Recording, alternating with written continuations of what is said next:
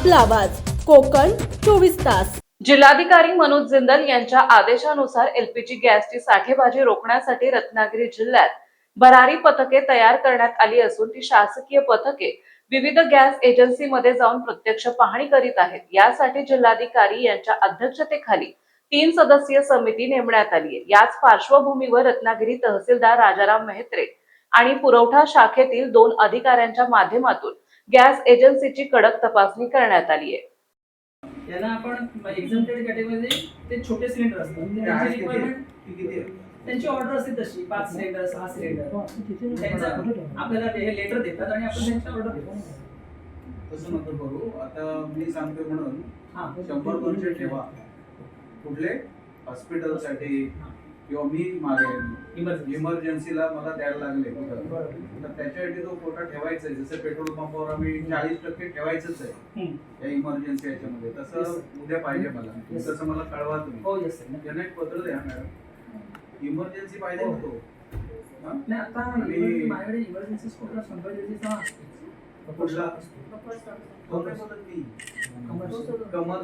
Commercial मध्ये छोटे येतात ना, आता तुम्हाला वरून केंद्रानं सांगितलं बंद, पण तो थोडा पाहिजे ना आपल्याकडे। तुमची सगळ्यात मोठी एजन्सी तुमचीच आहे बहुतेक तालुक्यात, बरोबर आहे ना?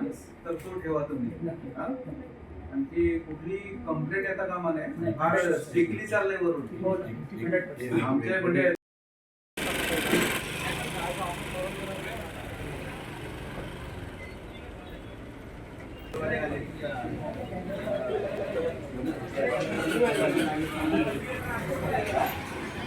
ना पुढे ना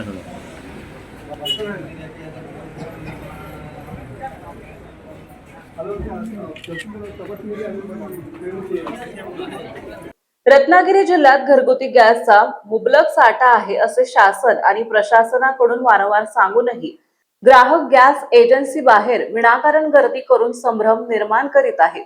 या पार्श्वभूमीवर जिल्हाधिकारी मनोज जिंदल यांनी बैठक घेतली आणि ग्राहकांना आवाहन केले आहे आणि 3 सदस्यीय समिती नेमून या समितीला सर्व गॅस एजन्सीची पाहणी करण्याचे आदेश दिले, जेणेकरून काळा बाजार न होता ग्राहकांना सोयीनुसार गॅस मिळेल। रत्नागिरी तहसीलदार राजाराम मेहत्रे यांनी रत्नागिरी शहरातील रेगे गॅस एजन्सी अचानक भेट दिली आणि तपासणी करून गॅसची साठेबाजी होते का याची तपासणी केली आणि गॅस एजन्सीला अनेक सूचना केल्या।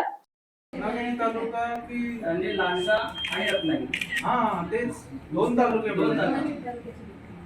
त्याच्यामध्ये 7 ते 8 हजार लांजामध्ये असते। ओके, मला सांगा आता आपला स्टॉक किती आहे आता माझ्याकडे? कितीच आहे तो?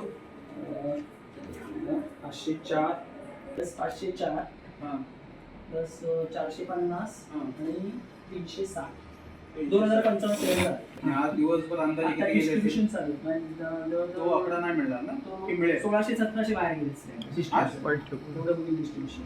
मग दररोजची आवक तुमची इतकी आहे? हो आहे, 1500 ते 1600 दररोज गाड्या येतात? हो रोज गाड्या येतात, असे हे नाही ना? नाही आता तरी अजून तरी काही नाही, रोज 3 ते 4 गाड्या येतात। कमर्शियलचे ग्राहक माझे 2000 हॉटेल वगैरे ही दक्षता घ्यायची।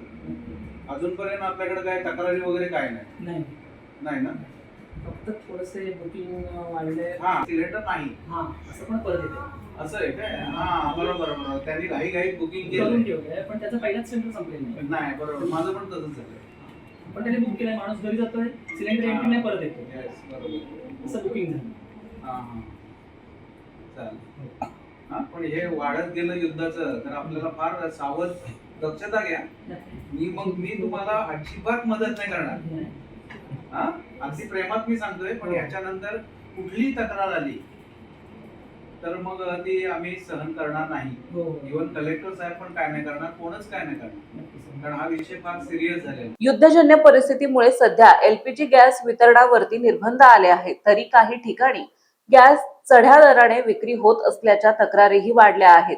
याच पार्श्वभूमीवर जिल्हाधिकारी आणि प्रशासन सतर्क झाले आणि त्यांनी समिती नेमून पाहणी करण्याचे आदेश दिले। या समितीकडून रत्नागिरी तालुक्यात विविध ठिकाणी गॅस तपासणी मोहीम सुरू करण्यात आली आहे।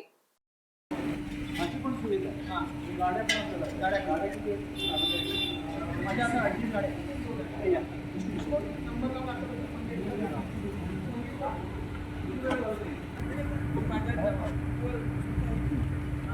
हो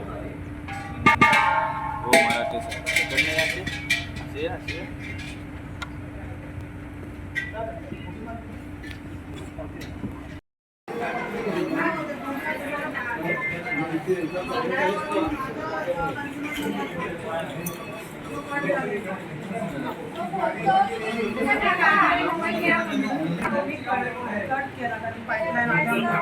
आणि आता माझ्या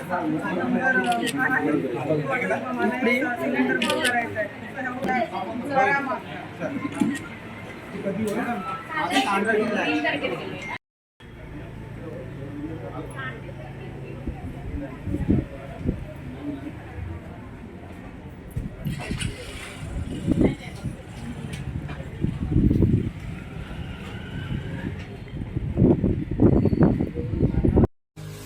महाराष्ट्रातील तसेच कोकणातील महत्त्वाच्या बातम्या पाहण्यासाठी कोकण 24 तास न्यूज चॅनलला यूट्यूबवर सबस्क्राईब करा आणि बेल आयकॉन प्रेस करा.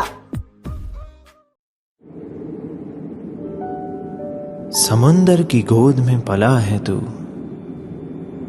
अंगड़ाई लेते ही लहरें शुरू. आज यौवन की मस्ती छोड़, ले चलता हूं तुझे एक नए मोड़. आजा तुझे माँ पुकारे अब, छेड़ देते हैं बीच से कुछ शरारत हंसी. गले लगा ले उसे ए फकीर, इंतजार कर रहा है तेरा तो. चल दे देते हैं उसे फसल की खूबसूरती तो. आजा तुझे माँ पुकारे अब, उन्हें भी देनी है एक नई पहचान. आजा तुझे माँ पुकारे अब. फिनोलेक्स पाइप्स पहुंचाए पानी को अपनी माँ के पास.